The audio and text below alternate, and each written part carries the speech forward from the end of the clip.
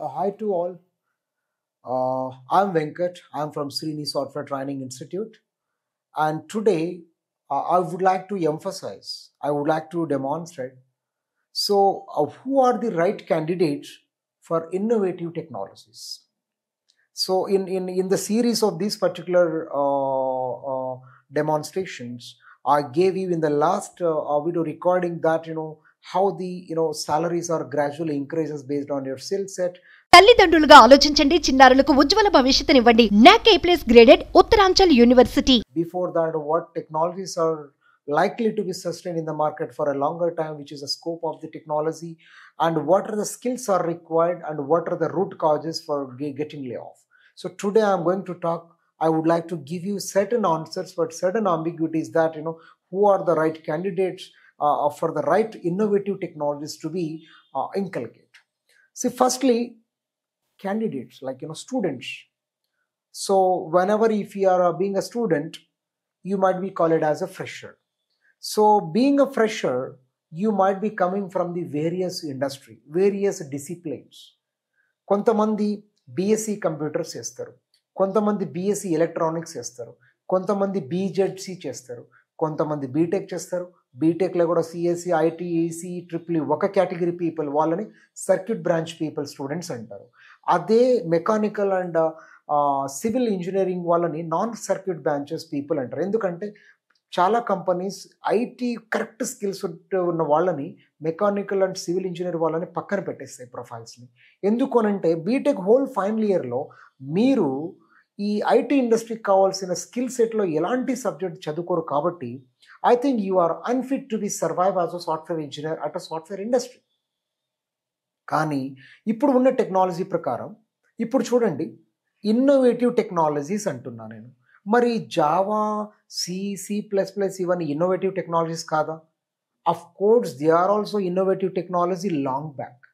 ఇప్పుడు ప్రోగ్రామింగ్ లాంగ్వేజెస్లో వందలు ఉన్నాయి, ఇజంట్ ఇట్? కానీ ఈ బీటెక్లో, ఎంటెక్లో, లేకపోతే బీఎస్సీ కంప్యూటర్స్లో మీ గ్రాడ్యుయేషన్ లెవెల్లో ఎలాంటి ఇన్నోవేటివ్ టెక్నాలజీస్ మీరు నేర్చుకుంటున్నారు, మీ యొక్క కరికులం ఏంటి అనేది చాలా ఇంపార్టెంట్. ఆ కరికులంలో ఇప్పుడు ఫర్ ఎగ్జాంపుల్ హైదరాబాద్లో ఉస్మానియా యూనివర్సిటీలో ఇప్పటికీ అప్గ్రేడ్ అవ్వలేదు. బీఎస్సీ కంప్యూటర్స్ పిల్లలకి ఐఓటీ అంటే ఫుల్ ఫామ్ తెలియదు, డేటా అనాలిసిస్ అంటే అసలు ఆ వర్డే తెలియదు, అసలు పైథాన్ అంటే అసలు రేర్లీ తెలియదు. ఇప్పటికీ సి లాంగ్వేజ్ ఉంది, అది కూడా ఉంటే ఉంటుంది, లేకపోతే లేదు, ఫైనల్ ఇయర్లో ఉంటుంది.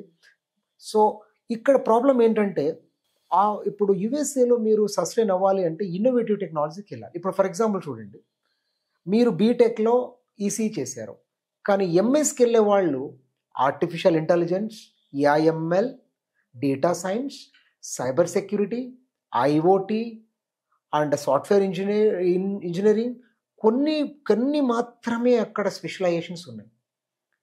ఆ టెక్నాలజీస్ ఇన్నోవేటివ్గా ఉన్నాయి. ఇప్పుడు మీరు నమ్ముతారో లేదో, ఒక 5 years back most of the engineering colleges had triple EC, mechanical as well as civil. ఇప్పుడు మీరు జేఎన్టీ యూనివర్సిటీ కింద మీరు కరెక్ట్గా అబ్జర్వ్ చేస్తే 100 అబవ్ కాలేజెస్లో electronics, triple E, civil, mechanical branches అన్ని డిఎఫ్లేట్ అయిపోయినాయి. డిఎఫ్లేషన్ అంటే ఏంటి? ఆ బ్రాంచెసే లేవు. నువ్వు తీసుకుంటే ఏఐఎంఎల్ తీసుకోవాలి, సైబర్ సెక్యూరిటీ తీసుకోవాలి, కంప్యూటర్ సైన్స్ తీసుకోవాలి, ఐటీ తీసుకోవాలి, లేకపోతే ఐఓటీ తీసుకోవాలి. ఈ 5 బ్రాంచెస్ మాత్రమే ఉన్నాయి. ఎందుకు? ఈ 5 బ్రాంచెస్ని ఇన్నోవేటివ్ టెక్నాలజీస్ అంటారు. ప్రపంచం మొత్తము నువ్వు ఎక్కడన్నా బ్రతకాలి అంటే ఈ 5 టెక్నాలజీస్లో ఏదో ఒక టెక్నాలజీలో నువ్వు ఎక్స్పర్ట్ అయితే తప్ప your sustainability become very absolute, your sustainability become very measurable. So guys, I would like to give you the right suggestion for you is that, see, having the idea to become a software engineer is not sufficient. A technology, innovative technology నేర్చుకుంటే నేను ఐటీలో ఎక్కువ కాలం ఉండగలుగుతాను, salary మంచిగా demand చేయగలను, life long నేను survey అవ్వగలుగుతాను అంటే నీ background కూడా చాలా ఇంపార్టెంట్. ఇక్కడ మోస్ట్ ఆఫ్ ది రిమోట్ ఏరియాలో, పల్లెటూర్లలో కాలేజ్ పక్కనే ఫీజు తక్కువ ఉందని బీకామ్ కంప్యూటర్స్ తీసుకుంటాడు. నీ బీకామ్ కంప్యూటర్స్ నువ్వు చూజ్ చేసుకోవడంలోనే తప్పు చేసుకున్నావు నువ్వు. అలాంటి తప్పుడు నువ్వు ఎంబెడెడ్ సిస్టమ్ ఇలాంటి టెక్నాలజీ వైపు ఎలా వస్తావు? IoT, Python, artificial intelligence, data science ఈ టెక్నాలజీ నేర్చుకోవాలంటే నువ్వు అట్లీస్ట్ నువ్వు బీటెక్లో జాయిన్ అవ్వాలి.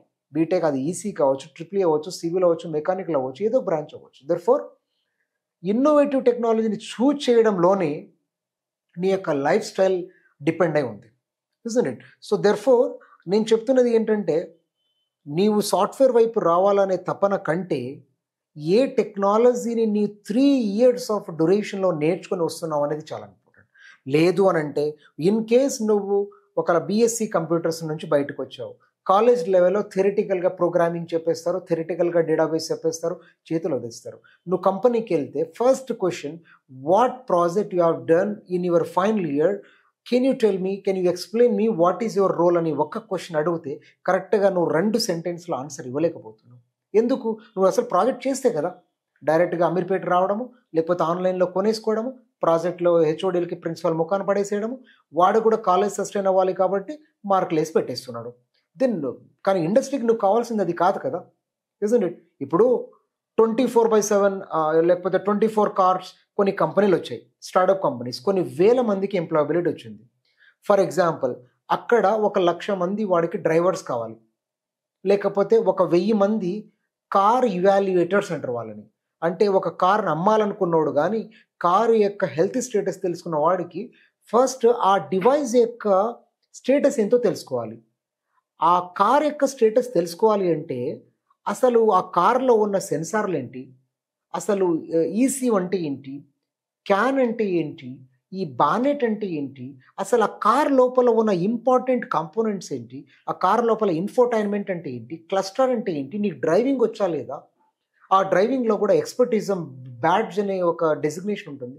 ఇవన్నీ ఉన్న వాడికి జాబ్స్ బయట just like that you can get the job. 1 day లోపల జాబ్ వస్తుంది. Lots of jobs are available. కానీ ఇవన్నీ స్కిల్ సెట్ నువ్వు పెట్టుకొని వస్తావా? లేదు. ఫర్ ఎగ్జాంపుల్, జర్మనీలో మెకానికల్ ఇంజనీర్స్కి కోట్ల శాలరీ ఇస్తారు. కానీ జర్మనీకి వెళ్ళాలంటే ఆ కంట్రీలో ఉన్న లాంగ్వేజ్లో నువ్వు ఎక్స్పర్ట్ అవ్వాలి కదా. మన ఇండియాకి రావడానికి ఇంగ్లీష్లో వితౌట్ సర్టిఫికేషన్ పంపిస్తారు. కానీ మనం ఏ కంట్రీకి వెళ్ళాలన్నా ఒక తోఫెల్ అని, ఒక జిఆర్ఈ అని ఈ ఎగ్జామ్లో సర్టిఫికేషన్ చేయాలా? నువ్వు చేయాలి.